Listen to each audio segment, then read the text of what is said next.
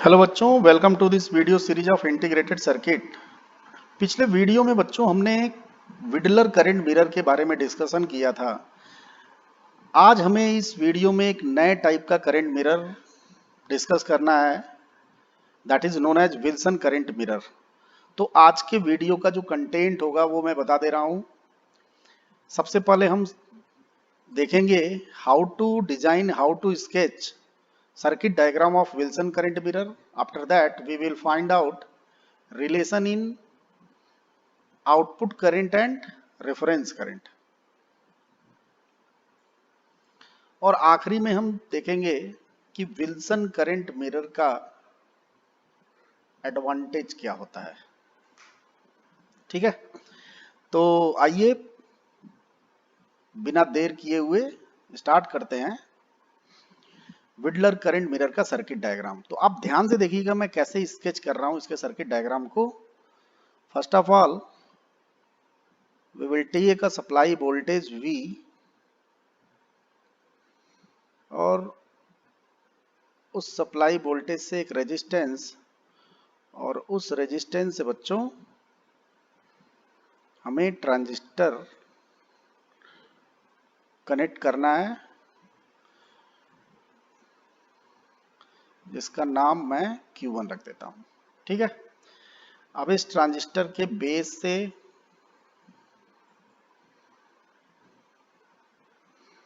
हमें एक और ट्रांजिस्टर को कनेक्ट करना है,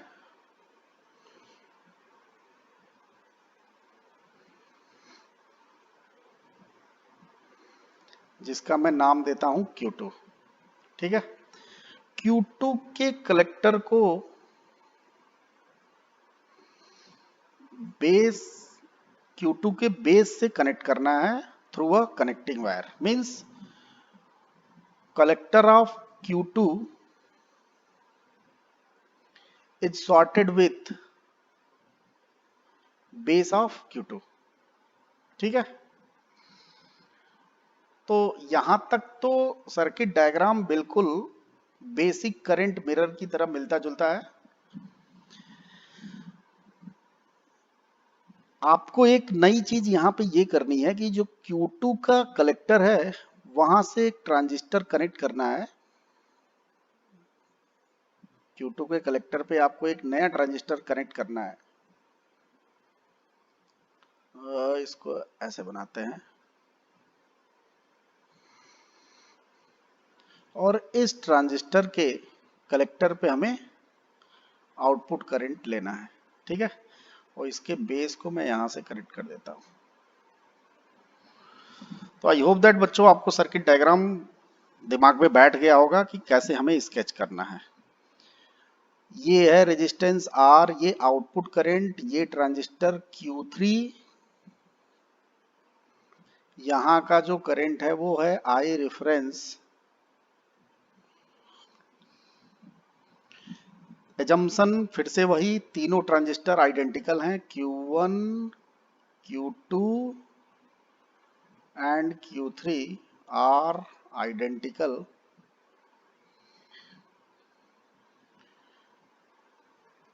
आइडेंटिकल होने के कारण इनके बेस इमीटर जंक्शन का वोल्टेज क्या होगा बच्चों, सेम हो जाएगा, यहां भी हो जाएगा VBE। ठीक है, तो आप मुझे बताओ अगर ये VBE है तो यहाँ का वोल्टेज कितना होगा, VBE। VBE VBE VBE, तो यहाँ भी VBE और यहाँ पे हो जाएगा 2VBE। दैट्स वाई इस पॉइंट का, इस जंक्शन का जो वोल्टेज है वो हो जाएगा 2VBE। तो सब बच्चे बताएंगे कि I रेफरेंस की वैल्यू क्या होगी, V minus 2VBE, V minus 2VBE divided by R। तो with the help of R we can calculate reference current using this expression।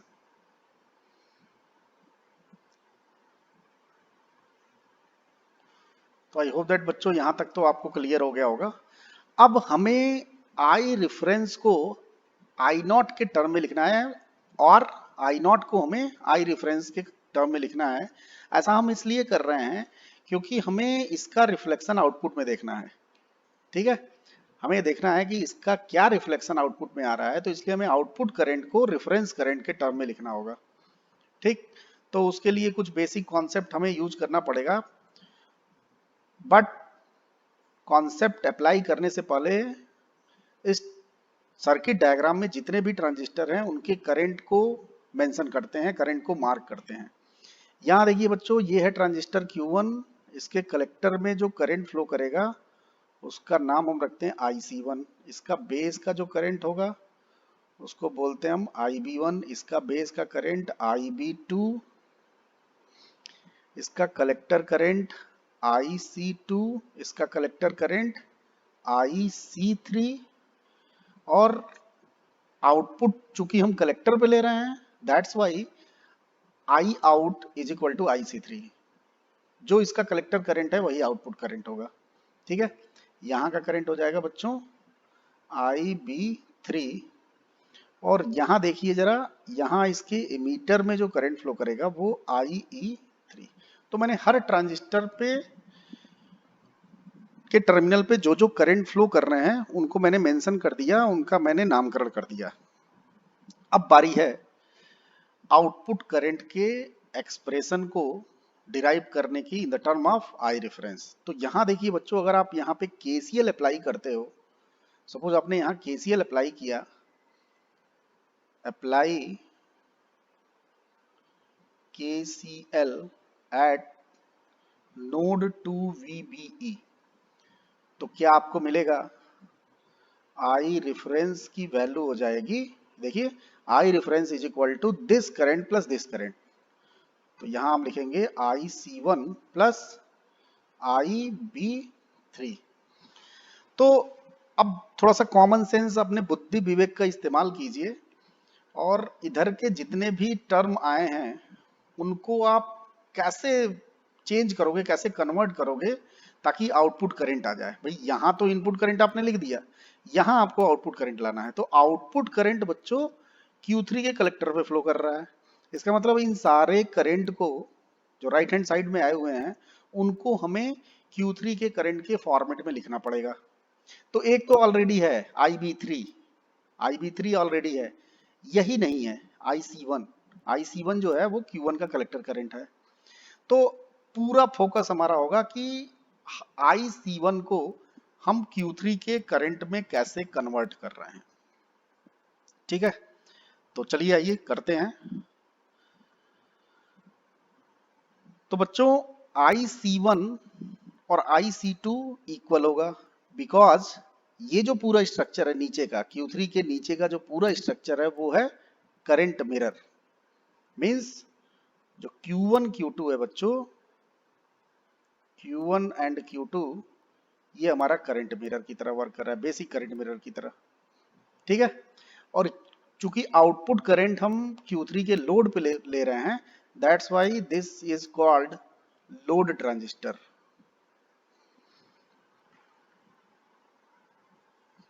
According to current mirror principle, IC1 is equal to IC2।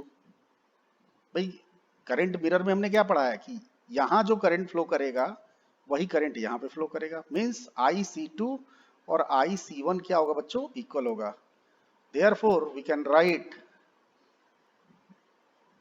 IC2 is equal to, sorry IC1 is equal to IC2। तो चलिए कुछ हद तक काम बना, नहीं Q3 के current के टर्म में आया, बट हमने Q2 के करंट के टर्म में लिख दिया। तो आई रेफरेंस बच्चों इतना आ गया। अब जरा ध्यान देते हैं, ये IC2 कुछ चेंज हो जाए तो कुछ काम बन सकता है। अब जरा देखते हैं IC2 कहाँ है, तो यहाँ पे है, Q2 के कलेक्टर पे है। क्या मैं IC2 को Q3 के करंट के फॉर्म में लिख सकता हूँ क्या? बिल्कुल लिख सकता हूँ। जब यहाँ आप KCL अप्लाई करोगे बच्चों, तो क्या लिखोगे? आप जब KCL अप्लाई करोगे तो आप लिखोगे IE3, भाई इमीटर का current IE3 is equal to IC2 plus ये वाला करंट। ठीक है, आप सब बच्चे बताएंगे कि ये वाला करंट क्या होगा। तो देखिए ये करंट इस दो करंट में डिवाइड हो रहा है। बात समझ में आई? तो बच्चों अगर ये दो करंट में डिवाइड हो रहा है तो यहाँ पे करंट की वैल्यू क्या होगी, I B one plus I B to.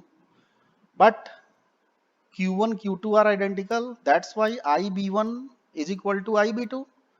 Therefore this current will be 2IB2.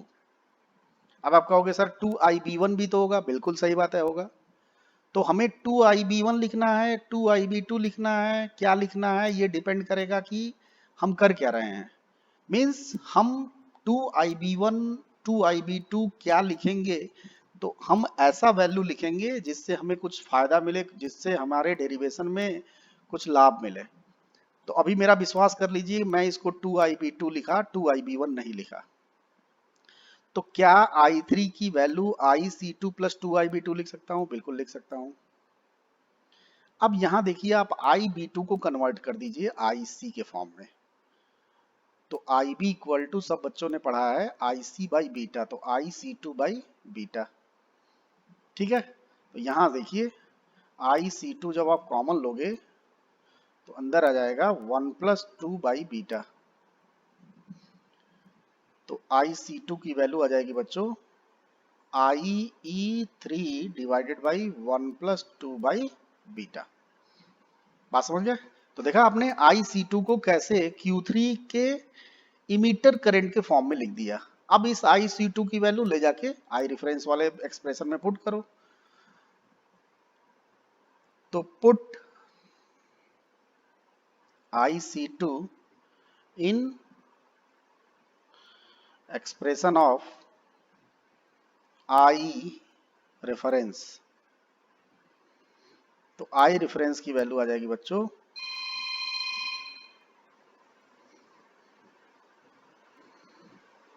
IC2 की जगह आप क्या लिखोगे, IE3 divided by 1 plus 2 by beta, और यहां है बच्चों IB2। ठीक है, सॉरी IB3 था ना ये, इसको 2 मैंने कैसे लिख दिया, यहाँ पे करेक्शन है, this is IB3, here also IB3। अब ये IE3 है, ये IB3 है, तो IE3 को आप IB के टर्म में लिख सकते हो। भाई सब बच्चों ने पढ़ा है कि I is equal to 1 plus beta into IB। तो आप इसको लिख सकते हैं 1 plus beta IB3 divided by 1 plus 2 by beta plus IB3। अब एक काम करो, आप यहां से IB3 को कॉमन ले लो। जब आप कॉमन लोगे तो ब्रैकेट में आएगा 1 plus beta divided by 1 plus 2 by beta plus 1। बात समझ गए? अब IB3 को आप क्या लिख सकते हो, IC3 बाई बीटा। भाई फाइनली हमें IC3 लाना है, इधर तो आई रेफरेंस चल ही रहा है,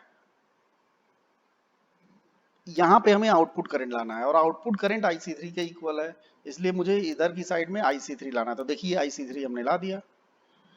अंदर वाले पार्ट को थोड़ा सॉल्व करके लिखो, इसको थोड़ा और सिंप्लीफाई करो। आप जब इसको सिंप्लीफाई करोगे तो बीटा एलसीएम होगा और ये ऊपर चला जाएगा, तो यहाँ हो जाएगा beta plus beta square divided by beta plus 2, और ये हो जाएगा प्लस 1। ठीक है, तो IC3 की जगह आप क्या लिख सकते हो, I0 लिख सकते हो डिवाइडेड बाई बीटा, और यहाँ बच्चों बीटा प्लस 2 को आप एलसीएम ले लो, तो ये हो जाएगा beta plus beta square plus beta plus 1। ठीक है, ये है बीटा। तो यहां से देखिए I0 की वैल्यू, I0 ब्रैकेट में आ जाएगा बीटा बीटा 2 बीटा। तो बच्चों यहाँ कुछ गलती हुआ है, यहाँ पे 2 होगा ना, तो ये हो जाएगा 2 plus 2 beta plus beta square. मैंने थोड़ा इसको अरेंज करके लिख दिया, और नीचे हो जाएगा beta multiplied by beta plus 2। ठीक है, तो बच्चों इसको थोड़ा और सिंप्लीफाई करते हैं। इसके बाद मैं एक स्टेप और सिंप्लीफाई करूंगा। आई रेफरेंस की वैल्यू यहां से आ जाएगी। आप एक काम करो, इसको एक सिंगल टर्म लो और 2 को एक सिंगल टर्म की तरह लो, और इन दोनों टर्म में डिनोमिनेटर में जो beta multiplied by beta plus 2 है उसका डिवीजन करो। तो ये आ जाएगा बच्चों, I reference is equal to I naught 2 divided by beta bracket में बीटा प्लस 2। और यहाँ देखिए ये दोनों टर्म न्यूमरेटर और डिनोमिनेटर दोनों सेम है। भाई जब आप बीटा का मल्टीप्लाई करोगे इसमें तो क्या आ जाएगा, बीटा स्क्वायर प्लस 2 बीटा। तो यहाँ जब इसमें आप डिवाइड करोगे इस वाले टर्म में तो इसकी वैल्यू हो जाएगी 1। अब यहाँ से आई नॉट की वैल्यू आ गई, आई reference divided by 1 plus 2 by beta bracket में बीटा प्लस 1। तो यहां देखिए ये हमारा आउटपुट करंट आ गया in the term of I reference current. और आपको बच्चों याद होगा base compensated current mirror, exact उसी के जैसा expression. Means this is similar to base compensated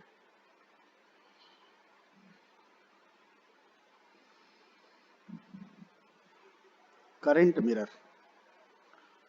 exact expression आया बेस कंपनसेटेड करंट मिरर की तरह। तो आई होप दैट बच्चों यहाँ तक आपको समझ में आ गया होगा। अब आप सोच रहे होंगे कि सर आपने इतना मॉडिफिकेशन क्यों किया यहाँ तक एक्सप्रेशन को। भाई यहाँ ही हमारा काम बन गया था, बट एक स्टेप मैंने एक्स्ट्रा किया। तो इसके पीछे रीजन है एक्स्ट्रा स्टेप करने के पीछे। सबसे पहले तो मुझे आउटपुट करंट का expression base compensated current mirror जैसा करना था, और दूसरा ये कि अगर मैं n number of current mirror के लिए एक्सप्रेशन लिखना चाहूं for n number of current mirror, तो मैं आउटपुट करंट को इजीली लिख सकता हूं by the help of this expression. तो आई नॉट की वैल्यू बच्चों क्या हो जाएगी, आप याद कीजिए बेस कंपनसेटेड करंट मिरर में अगर n करंट मिरर के लिए अगर हम आउटपुट करंट लिखें तो यहाँ पे 2 की जगह क्या हो जाएगा n+1। तो आई नॉट हो जाएगा बच्चों I reference divided by 1 plus n+1 divided by beta bracket में बीटा प्लस 2। तो आई होप दैट बच्चों आपको ये समझ में आ गया, और यहाँ तक एक्सप्रेशन लाने का मेरा पर्पज क्या था, क्योंकि मुझे n लोड के लिए भी या n करंट मिरर के लिए भी हमें एक्सप्रेशन लिखना था, इसलिए मैंने एक्सप्रेशन को यहाँ तक सिंप्लीफाई किया।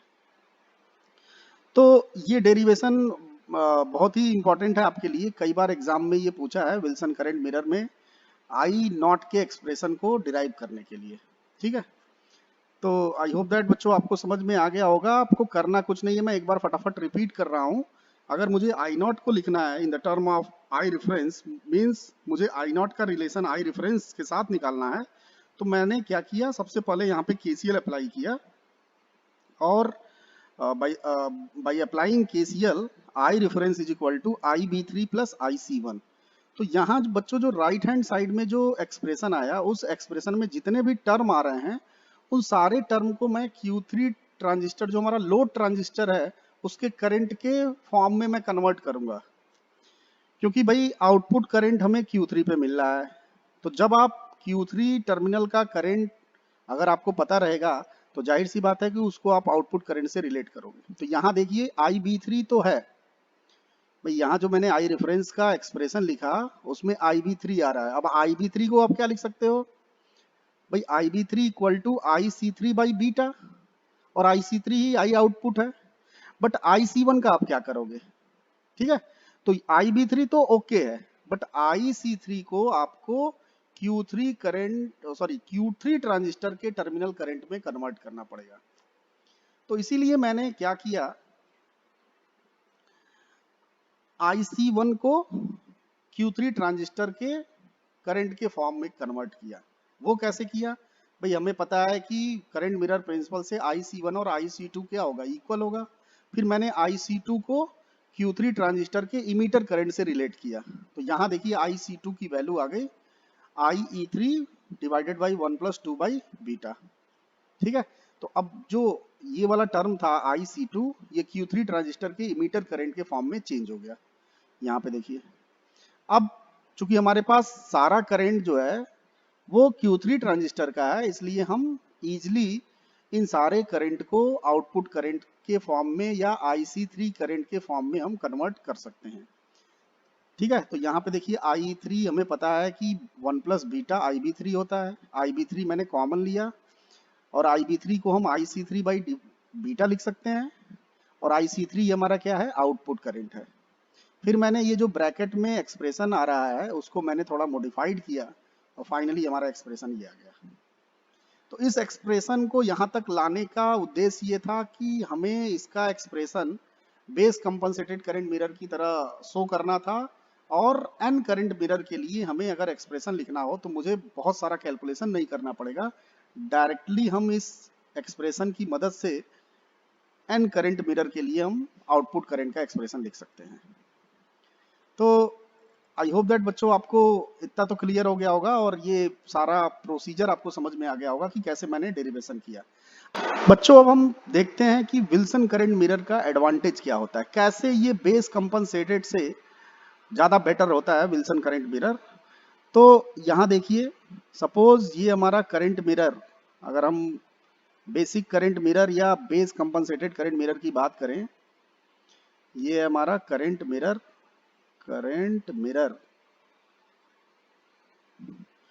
और यहाँ हम लोड ट्रांजिस्टर को कनेक्ट कर रहे हैं। ये ग्राउंडेड था। तो आप जो आउटपुट करंट को आप कहाँ ले रहे हो, किसी एक ट्रांजिस्टर के कलेक्टर पे, जिसे आप लोड ट्रांजिस्टर बोल रहे हो। तो यहाँ का जो बच्चों करंट है वही आउटपुट करंट है।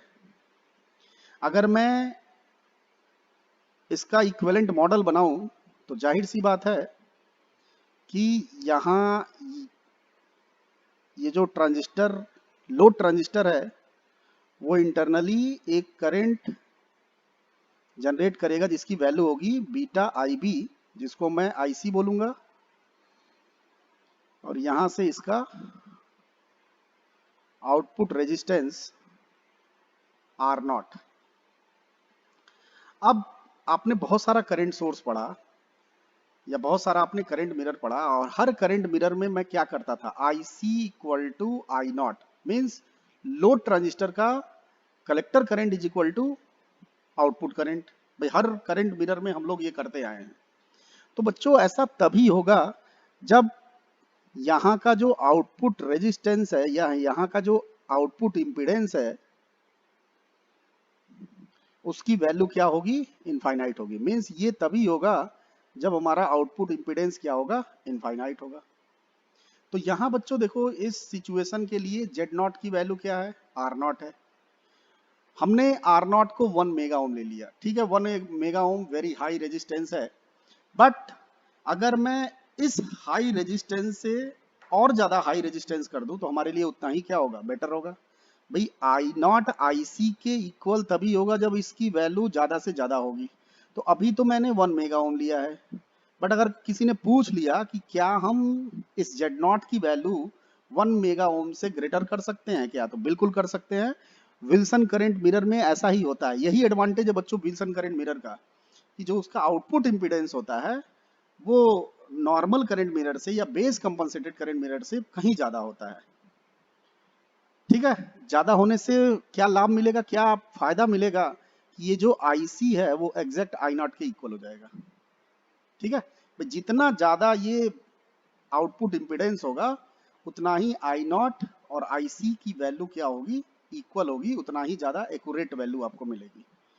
तो बेस कंपनसेटेड मिरर में जेड नॉट की वैल्यू आर नॉट है, 1 मेगा ओम है। अब देखिए इसको मैं विल्सन करंट मिरर का यूज करके कैसे मैं इसकी वैल्यू और ज्यादा कर रहा हूं। तो बच्चों विल्सन करंट मिरर में जरा सर्किट डायग्राम में फिर से विल्सन करंट मिरर का बनाना चाहूंगा यहाँ पे। तो आपने क्या किया था, यहाँ एक ट्रांजिस्टर आपका Q2, यहाँ पे ग्राउंड था ये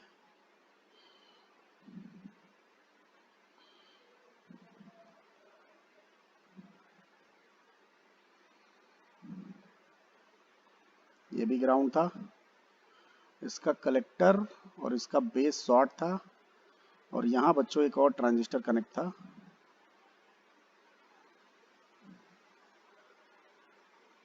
जो Q3 था और Q3 Q1 के कलेक्टर से कनेक्ट था। ये Q2 है।